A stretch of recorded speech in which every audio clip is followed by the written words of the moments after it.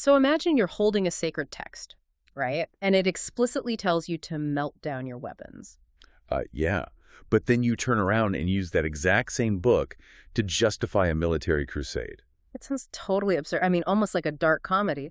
But humanity has been doing exactly that for centuries. Right. Leaders and empires have just relentlessly combed through ancient scriptures, hunting for a loophole. Yeah, a single out-of-context verse just to put a divine stamp of approval on bloodshed. But today, we are taking a deep dive into a text that challenges that entire historical pattern. We really are. We're looking at a deeply nuanced essay by Frank Leo titled, The Bible Cannot Be Used to Justify Wars and War Crimes. And the mission for today's deep dive is to really unpack the author's fascinating linguistic argument. Because it doesn't just skim the surface of, modern English translations. No, exactly. By examining the Bible in its ancient languages, so Hebrew, Greek, Syriac, and Gaze, the text claims that a unified, resounding message emerges. And that message is that the divine text universally condemns violence, making the justification of war a gross distortion. What's really cool about this, and I know you're excited about the methodology here. Oh, absolutely. What's fascinating here is how the author doesn't just look at one translation. He dives into the original syntax across different ancient traditions. Like cross-examining independent witnesses. Exactly. You have the Hebrew Masoretic text, the Greek Septuagint, the Syriac Piesa, and the Ethiopian Gaze text. It's incredibly thorough. Now, just as a quick disclaimer, before we get into the weeds of ancient grammar, I want to make it clear to you, the listener, that we are just neutrally exploring these arguments. Right, we're not taking a side. Exactly. We are acting as your guides to the text's linguistic analysis without endorsing a specific political or religious theology. We just want to unpack what the essay is claiming based on the source material. So, to understand the text's view on war, the essay argues we first have to look at its end goal for humanity. Like, where is the story supposed to finish? Yes, exactly. Eschatology, the theology of ultimate endings, dictates present ethics. So the author brings up the prophet Isaiah, specifically Isaiah chapter 2, verse 4. The famous vision of the end of history. Right. And across the Hebrew Masoretic text, the Greek Septuagint, and the Ethiopian Gaze Bible, the vision is identical. It's a world where humanity beats its swords into plowshares. Okay, let's unpack this. Because it's very easy for us to just read that as a nice poetic metaphor, right? Yeah, just a pretty image for a greeting card. But the author views this as a massive theological declaration. Because of the specific Hebrew words used, the text highlights the word for sword, which is a rend. So, a weapon designed explicitly for piercing human flesh. Exactly. And the text says it must be transformed into an A, which is a plowshare, the metal point of a plow. So this isn't just a metaphor. It's like saying we must melt down our tanks to build tractors or turn fighter jets into, water purification plants. That physical transformation requires a psychological one. A sword requires a culture of killing. A plowshare requires a culture of cultivation. So it's shifting civilization entirely. Right. When you hear leaders invoke divine will for war, you have to remember that the text's actual climax of history is the complete abolition of warfare. It totally flips the paradigm. And I have to push back a little here, if the ultimate goal is peace, how does the text view the human inclination toward violence right now? Because humans obviously like to fight. Well, that leads us to the source's analysis of God's view on bloodshed, looking at Psalm 11, verse 5. What does the Hebrew text say there? The Hebrew text states explicitly that God's soul hates the lover of violence, and the Hebrew word used is thamas. Thamas, and that's a heavy word, right? It means cruelty and injustice. It does. In fact, it's the very same corruption that caused the Genesis flood. Wow, okay, so it's deep systemic cruelty. But the Greek and Gaze translations offer a fascinating shift here. They don't translate it as God hates the lover of violence. What do they say? They say the lover of violence hates his own soul. Oh, wow. That is a wild psychological shift. It internalizes the whole thing. If we connect this to the bigger picture, both ancient readings arrive at the same conclusion. Violence is either directly hated by the divine or it is inherently self-destructive. So what does this all mean for the concept of, say, collateral damage in war? We hear that phrase a lot to excuse civilian deaths. The essay tackles that using Genesis 9.6. Humans are made in the image of God. The Hebrew phrase is bien lamushin, right? Yes. So the essay argues that war crimes like targeting civilians or destroying entire communities are not just legal violations. They're theological abominations. Exactly. You are assaulting the very image of God. Okay, so having established this intense divine abhorrence of violence, let's talk about the Messiah.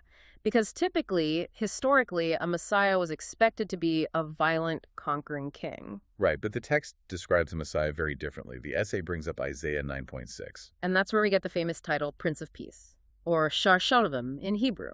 Yeah, and the Greek and Ge'ez texts emphasize this even further by calling him the messenger of great counsel who brings peace. So the fundamental identity of this figure is linked to peace, not conquest. And the essay argues that calling the Prince of Peace a Prince of War is a dangerous theological inversion. You're taking the core identity and just flipping it upside down. Precisely. And we see this play out in the New Testament. The essay pulls from Matthew 26.52, scene in Gethsemane. Right, where Jesus tells Peter to put his sword away. And if there was ever a justified time to use his sword, defending the Messiah from an armed mob would be it. Exactly. But looking at the Syriac Peshitta translation, it's fascinating. It uses two different words for sword in that exchange.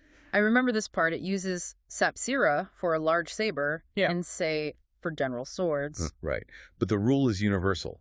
The text says all who take up the sword perish by it, whether it's a massive military weapon or a personal blade.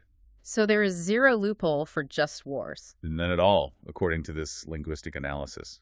Here's where it gets really interesting, though. Because it's one thing to say, don't fight. It's another thing entirely to look at Matthew 5.44, the command to love your enemies. That is probably the most radical anti-war statement ever uttered. I mean, you literally cannot love your enemy and drop bombs on their children. It's logically impossible. And the Syriac text proves just how intense that love is supposed to be. Yeah. The root used is which implies a passionate, self-sacrificial love. It's not just a polite tolerance. No, it's an active, burning commitment to their well-being. Which leads perfectly into the next major point. It's really easy for you, the listener, to think of peace as just passively avoiding fights, like minding your own business. But the essay argues the exact opposite. It moves from what not to do, Yeah, which is violence, to what we actively must do. Right, and the linguistic intensity here is just wild. Let's break down Psalm 34.14. It says to seek peace and pursue it. The Hebrew verb used to pursue peace is rato. And this is not a gentle word, is it? Not at all. It's a word normally used for a military force hunting down enemies on a battlefield. Wait, really? So it's basically taking warlord vocabulary and applying it to peace. Exactly. And the Greek text uses dison, which is the root of the word persecute. This is wild. The text is telling you to hunt down peace with the intensity of a warrior. It is not a passive thing. Right. Peace isn't sitting quietly on a yoga mat. It's an aggressive, relentless chase. And the New Testament supports this active construction too. The essay looks at Romans 12.1 and Matthew 5.9. The Syriac translations there use active imperatives, don't they? Yeah, words like shor, which means make or do, and adeshoma, meaning doers or makers of peace. So the text says, God blesses the peacemakers, not the people who just happen to be peaceful, but the makers. Peace is a construction project. God blesses the peacemakers, not the war makers. It requires hard hats and heavy lifting. Exactly.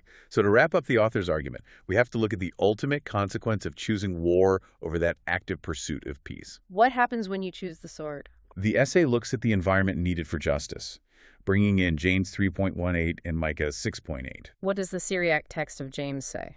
It uses the word shaina, which means inner tranquility and calm, and it argues that this shaina is the only soil where the fruit of righteousness can grow. I love how the essay phrases this. It states beautifully and tragically that war scorches the earth upon which righteousness might grow. You can't plant justice in a radioactive crater. You really can't. And that ties into Micah, which requires three things of humanity. Justice, which is maiseh. Right. Mercy, which is sehai. And humility. And the essay concludes that war crimes are the ultimate arrogant defiance against those three requirements. They destroy justice, they show no mercy, and they are supremely arrogant. The final proof the author uses is Ezekiel 33.1. God takes no pleasure in the death of the wicked. So if the divine takes no joy, even in the death of bad people, attributing the joy of war to the divine is entirely false. It's an airtight linguistic argument. So let's synthesize this whole deep dive for you. The essay's overarching thesis is completely clear. Univocal, really. Yeah, across Hebrew, Greek, Syriac, and Gaze, the divine text speaks with one voice. Using these scriptures to justify bloodshed isn't just a misreading. The author actually calls it blasphemy. Blasphemy, because it's taking the words of the Prince of Peace and weaponizing them for war propaganda. It really challenges centuries of state-sponsored theology. It does. Now, we want to leave you with a final thought to mull over. Right, think back to that Hebrew word rahav, the command to aggressively hunt for peace. Treating it as an active construction project. If we apply that to our modern world, we really have to ask ourselves some hard questions. Like what? Like, are our modern forms of diplomacy and activism actually matching that warrior-like intensity for peace? Or have we just settled for simply hoping for an absence of conflict? Exactly. Are we truly building peace, aggressively constructing it? Or are we just waiting for the next war? Man, that is a powerful question. Are we hunting peace or just waiting for the bombs? It changes how you view everything. It really does. Well, thank you so much for joining us on this deep dive. Keep questioning, keep exploring the sources, and we will catch you next time.